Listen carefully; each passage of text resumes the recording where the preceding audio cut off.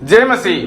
Jesus throughout the Bible episode 36 में आपका स्वागत है। आज हम हगाई के पुस्तक में यीशु मसीह कौन है हम अध्ययन करेंगे। हगाई के पुस्तक में यीशु मसीह जो है हमारे आत्मा को उत्साह करने वाला परमेश्वर है।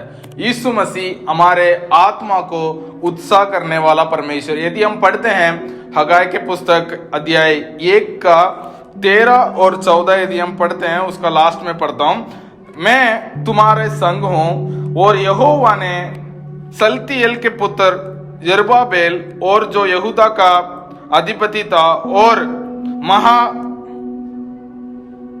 यहोशापात के पुत्र यहोशू महायाजक को और सब बचे हुए लोगों के मन को उबार कर उत्साह से भर दिया। वे आकर अपने परमेश्वर सेनाओं के यहोवा के भवन को बनाने में लग गए हैं। यहाँ हम देखते हैं इससे पहले को यदि हम अध्याय को हम यदि पूरा पढ़ते हैं, वहां लिखा गया है कि लोग जो है परमेश्वर के भवन को छोड़कर अपने भवन को बनाने में और अपने कार्य में बहुत तेजी से लगे हुए थे। उस समय में परमेश्वर कहते हैं कि मैं तुम्हारे संग हूं। मैं परमेश्वर खुद उनके लोगों को मन को उन्होंने उत्साह किया ताकि वो लोग आकर दोबारा परमेश्वर के भवन को बनाने के लिए तैयार हो चुके थे। यदि हम अध्याय 1 का 5 और 6 और 9 यदि हम पढ़ते हैं, 5 में ऐसा लिखा है कि इसलिए अब सेनाओं का यहोवा यूं कहता है, अपनी अपनी चाल चलन पर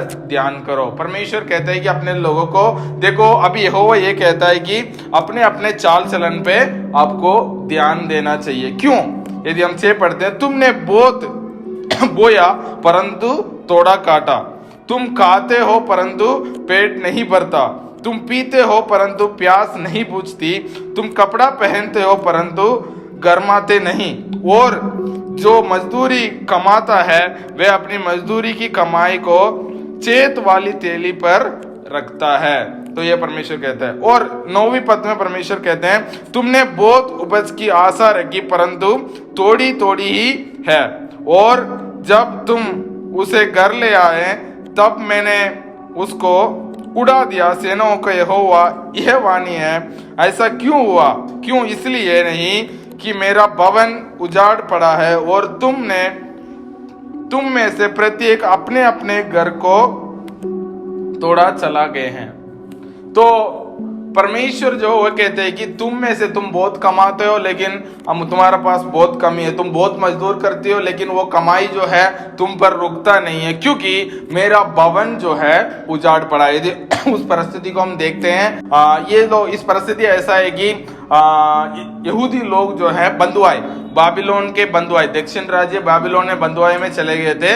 70 साल के बाद ये लोग वापस आ चुके थे। अभी वापस आने के बाद सब लोग अपने परमेश्वर का भवन को बनाने को छोड़कर अपने उजड़ा हुआ भवन को बनाने में वो लोग लगे हुए थे। तो परमेश्वर कहते हैं तुम लोग बहुत मेहनत करते हो अपने घर बनाने की, बहुत सारे चीज करने की आप लोग बहुत मेहनत करते हो, लेकिन आपको मेहनत में वो फल क्यों नहीं आ रहा है? क्योंकि मेरा भवन जो है उजड़ा पड़ा है। तो वो उनके लिए एक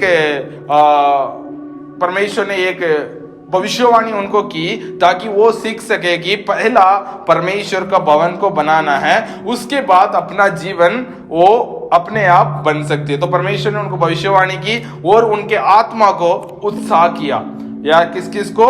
यरुब्बाबेल को और यहोशू को और सब लोग जो बचकर बंधुआई में से बचकर अपने देश में वापस आ चुके थे। सबके मन में एक बोझ परमेश्वर ने डाला, सबको परमेश्वर ने उत्साह किया ताकि वो लोग परमेश्वर के भवन बनाने में अपने ध्यान लगा सके। तो इस अध्याय से या इस वचन से हम मसीह के लोग हम क्या सीख सकते हैं? क्योंकि वचन में लिखा गया है कि क्या तुम नहीं जानते तुम परमेश्वर का मंदिर हो और परमेश्वर की आत्मा तुम में वास करता है। उस समय में परमेश्वर जो है है परमेश्वर का मंदिर उजड़ा पड़ा है, लेकिन लोग अपने घर बनाने में लग गए थे। तो परमेश्वर की आत्मा ने उनको उत्साह किया। तो आज के समय में यदि हम देखते हैं, परमेश्वर का मंदिर जो है हमारे मन है। वचन में लिखा गया है कि परमेश्वर जो है हमारे मन मंदिर में वो वास करता है। कई बार हम जो है अपने दिन प्रतिदिन के परेशानियां, अपने दिन प्रतिदिन में हम बहुत मेहनत करके अपने आप को आगे बढ़ाने के लिए हम बहुत कोशिश करते हैं, लेकिन जहां परमेश्वर वास करता है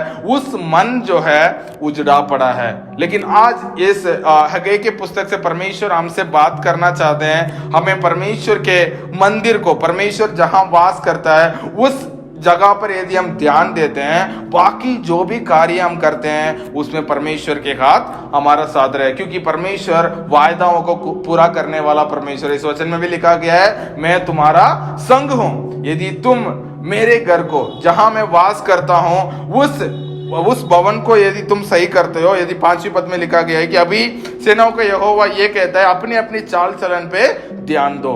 यदि अपने अपने चाल चलन पे हम ध्यान देंगे और परमेश्वर के मन को, परमेश्वर जहां हमारे मन में रहता है उस जगह को यदि हम सही करते हैं, तो हमारे जीवन में परमेश्वर का अनुग्रह को हम ग्रहण कर सकते हैं। मैं विश्वास करता हूं आज के एपिसोड से आप आशीषित हुए हैं। God bless you. सबको जय मसीह।